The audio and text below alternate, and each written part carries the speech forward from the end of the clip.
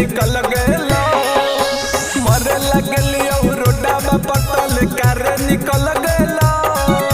मरे लगलियो रोडा पटल कारे निकल गेलो एगो माल हम पटलियो छिनारे निकल गेलो एगो माल हम पटलियो छिनारे निकल गेलो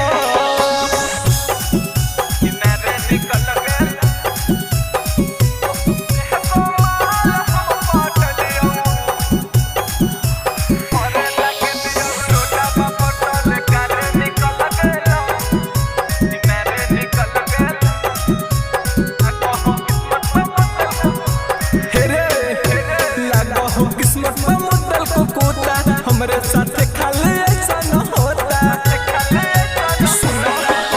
लगा हो किस्मत में मुद्दल को कूदा हमरे साथ खाली ऐसा न होता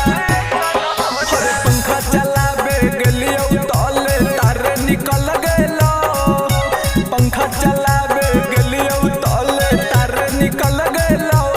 एगो माल हम पटलियो छिनारे निकल गेलो एगो माल हम पटलियो छिनारे निकल गेलो छिनारे निकल गेलो एगो माल हम पटलियो